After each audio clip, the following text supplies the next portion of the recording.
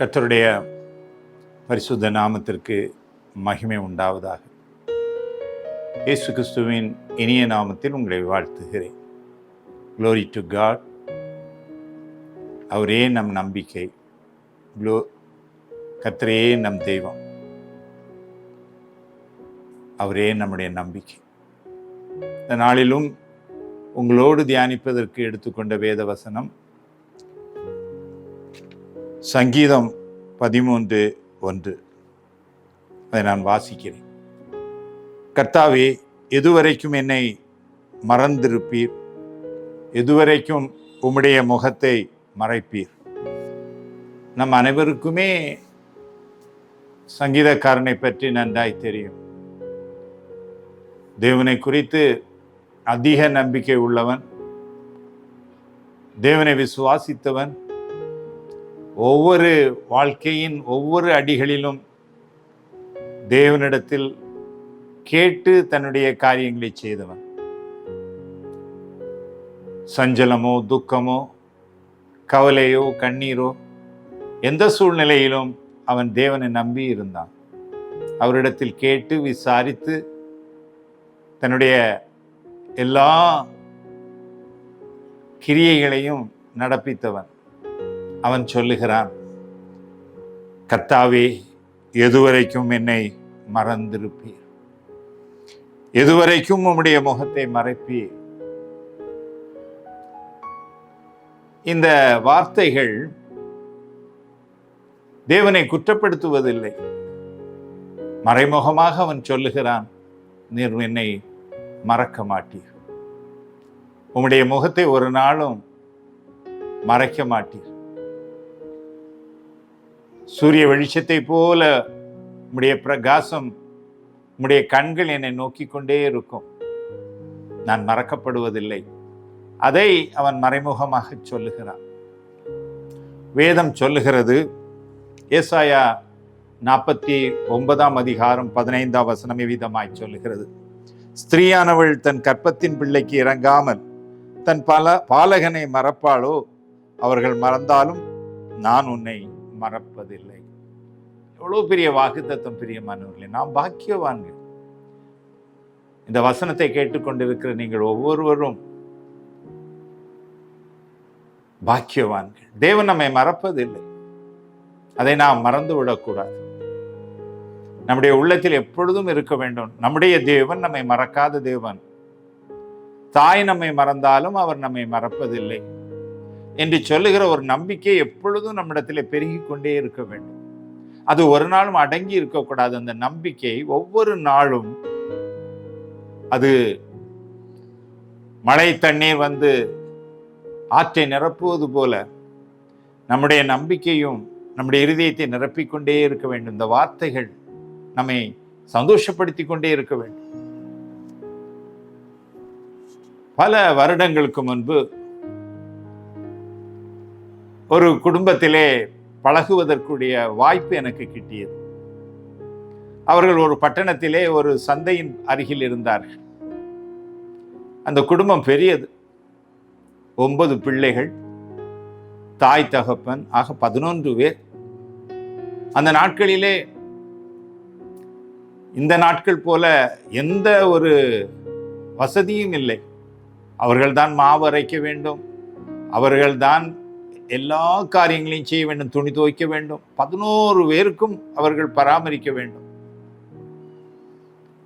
நான் சில சமயங்களிலே அவருடைய வீட்டிற்கு சென்று அவர்களோடு சற்றே பழகுவதுண்டு. அந்த வேளையிலே நான் சில சமயங்களிலே அந்த அடுப்பம் கரையிலே கிச்சன் அருகிலே போய் பார்ப்பதுண்டு. அங்கே அந்த தாய் அவர்கள் உடுப்பெல்லாம், அவர்களுடைய வஸ்திரமெல்லாம் கருப்பாக இருக்கும். ஏனென்றால் அந்த நாட்களிலே கேஸ் கிடையாது.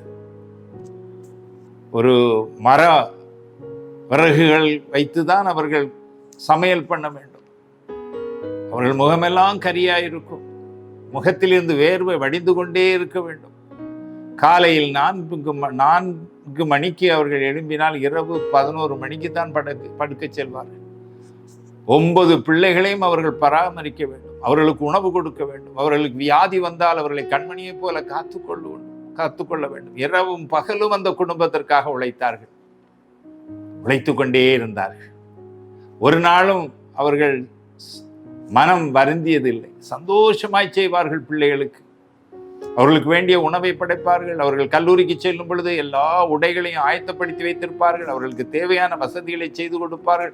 ஓடிக்கொண்டே இருப்பார்கள். அந்த அன்பை நான் பார்த்தது உண்டு. இன்றும் அவர்களை நான் எண்ணி பார்ப்பேன். எல்லாரும் ஒருவேளை அவருடைய பிள்ளைகள் கூட அவர்களை மறந்து போயிருப்பார்கள். ஆனால் ஒவ்வொரு விஷயம் அந்த அன்பை நான் எண்ணி பார்த்து கொண்டே இருப்பேன். நான் கண்ணால் பார்த்தோம். அவ்வளவு ஒரு பாசம், பராமரிக்கிற ஒரு தாய்.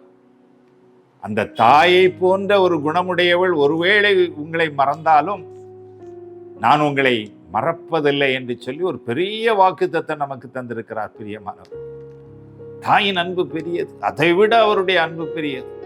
அவர் நம்மை படைத்தவர், நம்மை பராமரிக்கிறவர், நம்மை பாதுகாக்கிறவர், நம்முடைய எஜமான், நம்மை மீட்டு கொண்டவர், நம்மை நீதிமானாக்குகிறவர், நம்மை நரகத்திற்கு விலக்கி மோட்சத்திற்கு அழைத்து செல்கிறவர். அவர் நம்மை மறப்பாரோ?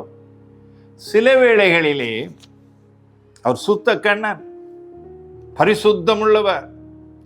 ஒருவேளை நாம் அதிகமான பாவம் செய்து அவரை விட்டு விலகி போயிருக்கும் பொழுது ஒருவேளை மறப்பது போல அவர் இருந்தாலும் ஒரு நாளும் அவர் நம்மை மறந்து விடுவதில்லை.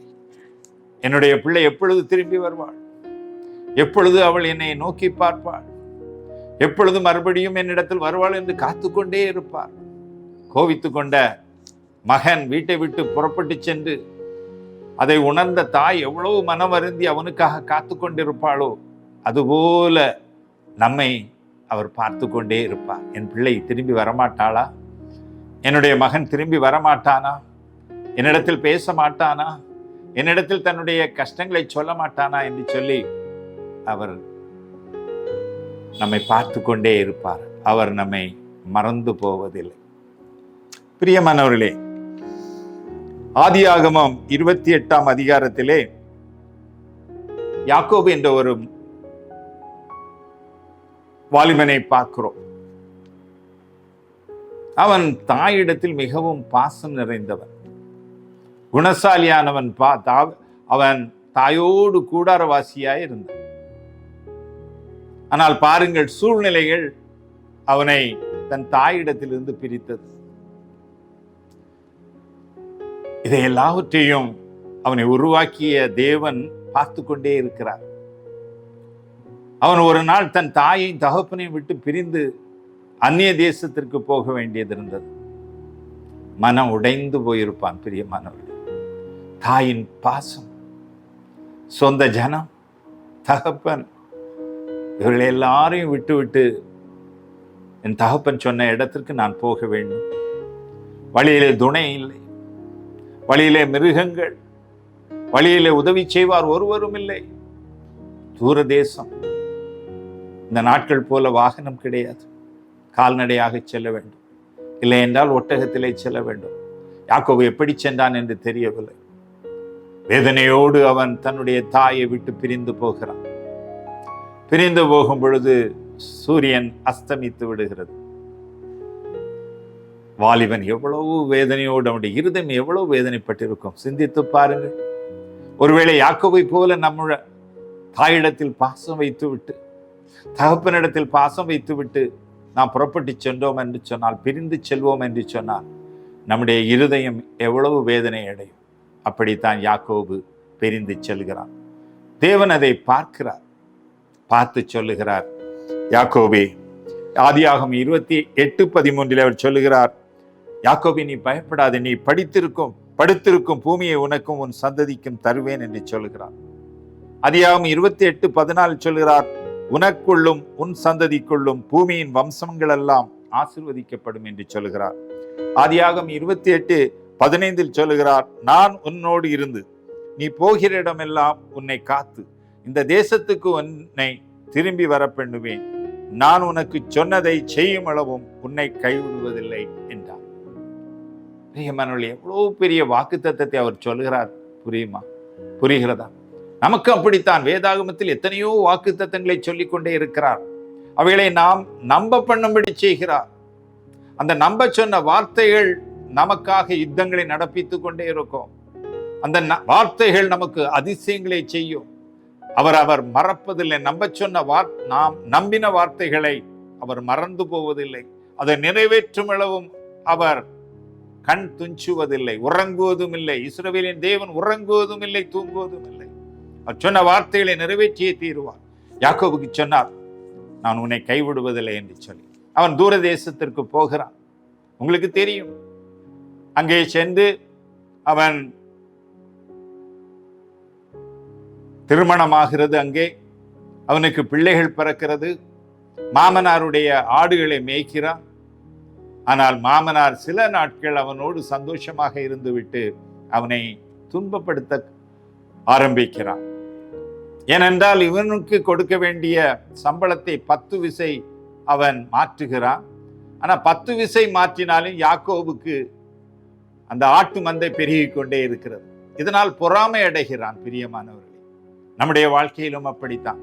தேவன் தம்முடைய காரியங்களை நிறைவேற்றும் பிரச்சனைகள் வரும், துன்பங்கள் வரும், துயரங்கள் வரும். ஜனங்கள் நம்மை எதிர்கொள்வார்கள், எதிர்ப்பார்கள், காரணமில்லாமல் பகைப்பார்கள், காரணமில்லாமல் சண்டையிடுவார்கள், காரணமில்லாமல் நம்முடைய பக்கத்திலே சொத்து சுகங்களிலே தன் கையை வைப்பார்கள். காரணம் என்னவென்றால் தேவன் உங்களோடு இருப்பதனால். பிசாசுக்கு தெரியும் தேவன் இவனை ஆசீர்வதிக்க போகிறார், தேவன் இவனுக்கு வாக்குத்தத்தம் பண்ணி இருக்கிறார் என்று சொல்லி அந்த பிசாசுடைய கிரியைகள் எல்லாம் அவன் மேல் வந்து விடும், நம்மேல் வந்து விடும். பயப்படாதிருங்கள், தேவன் சொன்னதை நிறைவேற்றும் அளவும் அவர் கைவிடுவதில்லை. அவர் உனக்காக யுத்தங்களை நடப்பிப்பார். எதை நீ நம்பினாயோ இன்று அதை நிறைவேற்றுவார். தேவன் வல்லவராக இருக்கிறார். யாக்கோபுக்கு நிறைவேற்றினார். அவனை திருப்பி கொண்டு வந்தார், அவனோடு இருந்தார், அவனுடைய மாமனாருக்கு எச்சரிக்கை விட்டார், அவனுடைய சகோதரனிடத்தில் அவனை காப்பாற்றினார், அவனை பல்கி பெருக பண்ணினார், அவன் பேரில் அவனை இஸ்ரவேலாக மாற்றினார், ஆசீர்வதித்தார். அந்த ஜனங்களுக்கு என்று ஒரு தேசத்தை கொடுத்தார். அவர்கள் தங்கள் சத்துருக்களை மிதித்தார்கள், வெற்றி அடைந்தார்கள். பிரியமானவர்களே, இன்றும் இந்த செய்தியை கேட்டுக்கொண்டிருக்கிற ஒவ்வொருவருக்கும் இதைத்தான் செய்வார். உன்னை வாளாக்காமல் தலையாக்குவார். உனக்காக யுத்தங்களை நடப்பிப்பார். உனக்காக ஜனங்களோடு வாதாடுவார். எப்படி யாக்கோவுடைய மாமனாரோடு அவர் நீ தீமையை செய்யாதே, நன்மையை அன்று யாக்கோபுக்கு தீமை செய்யாது என்று எச்சரித்தார். அதுபோல எச்சரிப்பார். பயப்படாதீர்கள். எதை நம்பினீர்களோ, எந்த வார்த்தைகளை நம்பினீர்களோ அந்த வார்த்தை நிறைவேறும். நீங்கள் நம்பின வார்த்தைகள் ஒருபொழுதும் வீணாய் போவதில்லை. அவர் மறந்து போவதில்லை. தாய் உன்னை மறந்தாலும் நான் உன்னை மறப்பதில்லை என்று மறுபடியும் சொல்லுகிறார். எவ்வளவு பாசமிக்கவர், அதே உனக்கு செய்வார். உன்னுடைய எல்கைகள் முழுவதும் தேவனால் காப்பாற்றப்பட்டிருக்கும். உன் அரண்கள் முழுவதும் தேவனால் காப்பாற்றப்பட்டிருக்கும். உன்னுடைய அரணுக்குள் சந்தோஷம் இருக்கும். உன் அரணுக்குள் ஜீவன் இருக்கும். உன் அரணுக்குள் பலன் இருக்கும்.